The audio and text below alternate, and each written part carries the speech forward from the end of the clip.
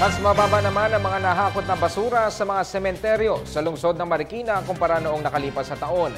Kaugnay nito, patuloy ang pakipagtulungan ng MMDA sa lokal na pamahalaan upang malinis ang kapaligiran. Narito ang report ni Julius Disamburu. Todo na ang ginawang paglilinis ng mga tauhan ng Metropolitan Manila Development Authority sa ilang pangunahing sementeryo sa Kamaynilaan. Dito sa lungsod ng Marikina, umabot sa 10 66-wheeler truck ang nakolektang basura, mas mababa kumpara noong nakaraang taon. Pag-araw ng peso ng patay, mga bagong, mga auno, tundas ng patay, kami naglilinis ng buong Metro 8 hanggang dito sa loob. Kaya ang gagawin namin, papahakuto namin sa truck ng basura ng Marikina. Tingin ko sir, mas marami nung nakaraang taon. Kasi parang organized na po yung mga vendors. Totally hindi na po nakapasok dito yung mga vendors. Sa labas na lang po sila.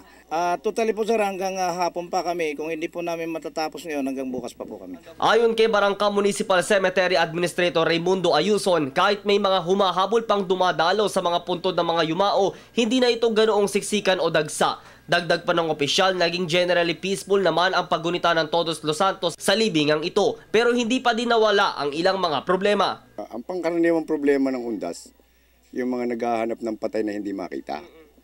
Ngayon, kung may record ka naman, walang nagiging problema. Ngayon, yung mga patay na, kasi public cemetery, 5 years contract. Yung mga patay na inililipat, ang ginagawa namin, hindi kami nagbubudega, hindi kami nagsasako ng buto.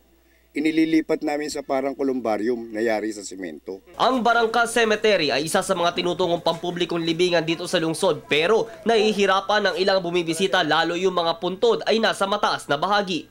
Itong 2 hektaryang sementeryong ito, kapansin-pansin natin na magkakatapat yung mga nicho at talagang dikit-dikit. Pero ang problema dyan ay yung mga kababayan natin meron mga punto dun sa itaas na bahagi kung saan may pagkamatarik itong dadaanan nila bago ninyo maabot yung itaas.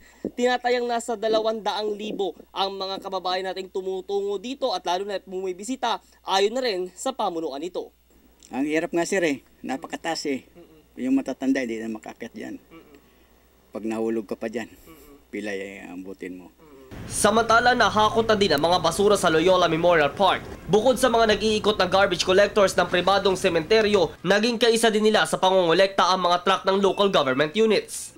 Alaga kami ng MMDA, kaya pasalamat kami kay Chairman Francis. Pagkatapos ng isang araw, andyan na MMDA, pag umaga naglilinis na. Totally kahapon sir, meron pong pinadala ng aming chairman, si Chairman Francis Tolentino, na mga tao, kasama din po ng MMDA na nagbibigay ng flyer. Ang nakalagay po sa flyer ay bawal po magkalat. Ay iayos po natin yung ating mga basura, na iwasan po natin ang magkalat para medyo maganda po yung ating dadaanan. Para sa Telebisyon ng Bayan, ako si Julius Disamburu.